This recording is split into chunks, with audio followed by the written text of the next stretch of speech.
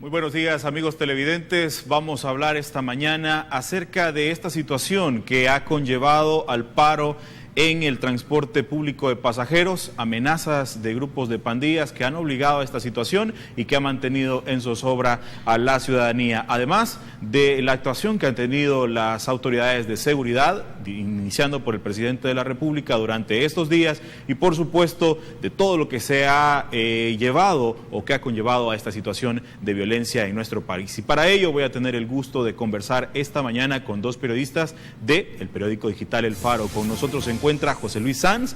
El hecho de que las pandillas, por segunda vez, porque ya lo hicieron en 2010, utilicen el transporte público, el miedo dirigido directamente al transporte público para paralizar el país, es lo que refleja es una intención de mandar un mensaje desde las pandillas al Estado organizado, ¿no? Es decir, tocar una de sus arterias principales de articulación, que es el transporte, para que en la capital, para que en los niveles políticos más altos se sienta su poder, un poder que, ya digo, todos los días se siente en la mayoría de comunidades del país. Tú has mencionado y has recordado eso que ocurría en el año 2010, al tema en el que en alguna medida las autoridades en aquel momento trataron de bajarle un poco el tono y tratando de minimizar la cantidad de unidades que se habían sumado a este paro y también de los rumores que se escuchaban en la calle.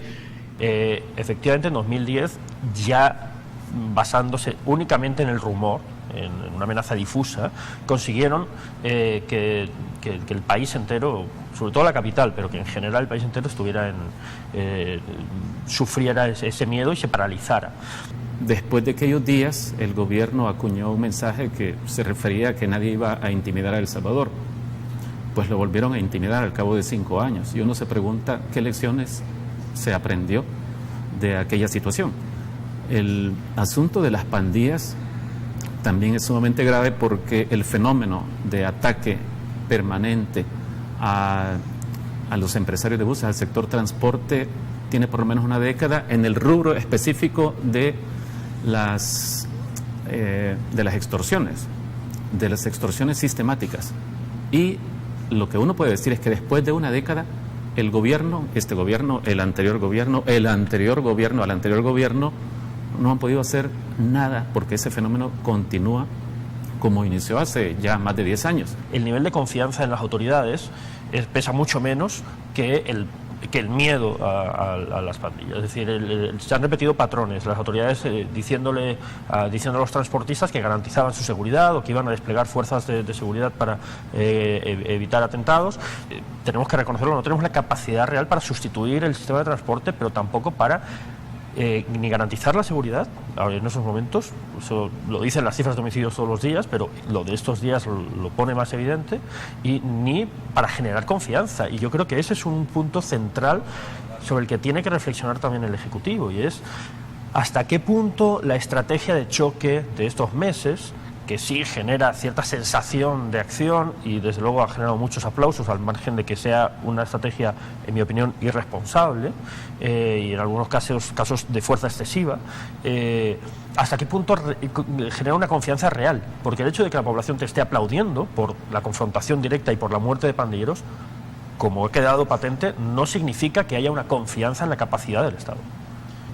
Y me parece sumamente irresponsable que en esta coyuntura aparezcan gente importante como alguien que será el próximo presidente de la Asamblea Legislativa, incitándonos a que él, como hacedor de leyes, me refiero al diputado Guillermo Gallegos, lo que pide a la gente es: señores, violemos las leyes. Cuando dice, tomemos la justicia en nuestras manos. Es decir, eso es el extremo del grado de la irresponsabilidad. Y por otro lado, es la aceptación del diputado de, como Estado, yo como parte del Estado, he fracasado. Y este gobierno en ese sentido se ha convertido en el último ejemplo, pero en el mejor, de la falta de capacidad para aprender de nuestros errores, con la estrategia de estos últimos 6 meses de pura confrontación. O sea, para mí el problema es ese: no queremos reconocer que necesitamos aplicar medidas que no son tan populares, sobre todo desde el discurso de que a las pandillas y su entorno lo que hay que hacer es hacerlos desaparecer, lo cual es imposible. O sea, es absurdo pensar que una sociedad puede resolver sus problemas simplemente negándolos y pretendiendo, cruzando los dedos para que desaparezcan. Nos falta capacidad para realmente tener una visión progresiva y para entender que las pandillas explícitamente o tácitamente dialogan con el Estado. Lo de esos 3 días ha sido un ejemplo de diálogo por la vía de la acción. Y el Estado, lo quiera o no, con sus acciones también dialoga, es decir, envía mensajes a las pandillas. El mensaje del Estado últimamente está siendo: vamos a ver quién es capaz de ser más violento. Y en esa batalla, lo hemos dicho 1000 veces, van a ganar siempre las pandillas, porque no tienen las ataduras de la ley y porque es su espacio natural. O sea, la violencia es el espacio natural de las pandillas. Hace falta poner en marcha soluciones urgentes, pero sabiendo que los resultados no van a ser inmediatos. Creo que sí hay que buscar un diálogo con las pandillas. No estoy hablando de negociar. Creo que la violación a la ley o la impunidad no es una cosa que debe negociarse. Tenemos una lección terrible de la guerra civil sobre impunidad, pero sí me parece que lo más tonto sería pretender ignorar que ellos no existen o que ellos están ahí y que se puede elaborar una estrategia de solución al problema de pandillas sin tomarlos en cuenta.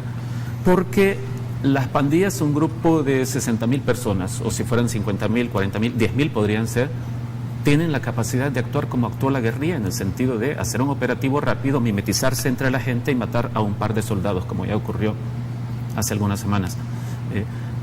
Entonces, es fundamental, creo, que el Estado tienda puentes hacia las pandillas para comprenderlas, sobre todo. El presidente hasta ahora tiene una gran deuda con nosotros.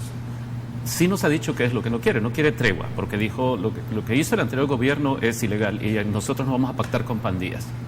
Por cierto, gobierno del que él formó parte.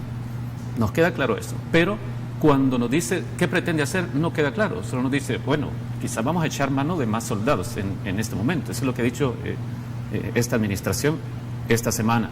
Y uno tiene derecho entonces a imaginarse, ¿y qué podría hacer? ¿Van a sacar la artillería? ¿Van a sacar la Fuerza Aérea? Es decir, y eso tiene que ver con solucionar el problema del paro del transporte. No. Entonces, ¿qué pretende hacer? La debilidad en información, en cuanto a la que tienen y la que transmiten del Estado, lo que hace es alimentar la estrategia de las pandillas, que es la de la incertidumbre. Y ahí la gente se siente muy mal. Yo hay algo en lo que sí estoy de acuerdo, sí, sin duda, con el Ejecutivo, y es en que hace falta unidad. Pero ojo, no cualquier unidad. No una unidad vacía, no una unidad de agarrarnos de las manos con la bandera detrás o con una camiseta. O sea, unidad alrededor de transparencia, de investigación, de una estrategia. O sea, este Ejecutivo lleva un año dejando pasar el tiempo sin plantear claramente cuál es su postura política y su estrategia política frente al problema de las pandillas. Pero ¿cómo deberíamos, y esto ya para cerrar esta entrevista, afrontar esta situación como sociedad salvadoreña? Es más que comprensible que haya ansias de venganza y de fuerza, ¿no? y de que se responda a la violencia con violencia. Claro que es comprensible, emocionalmente es más que explicable. Yo lo entiendo perfectamente. Yo no juzgo a quien siente ese impulso. Lo que creo es que como sociedad tenemos que estar por encima de ese impulso. Creo que en las situaciones de crisis, cuando tienes que pensar claramente, mantener la cabeza fría y ser inteligente. Y creo que como sociedad, y el gobierno lo está alentando, no estamos actuando de una manera inteligente. Lo digo con todo el dolor, porque creo que eso nos lleva a situaciones más graves todavía. Para mí esto no es una cuestión de solo, que lo es desde luego, de derechos humanos. Para empezar, además, es una cuestión de hacia dónde nos estamos dirigiendo. Es decir, yo creo que el exceso de emoción con el que se está manejando esto, me parece, uno, que es explicable, pero dos, que es una vergüenza que se esté instrumentalizando desde el Ejecutivo. Lo mismo hizo Arena.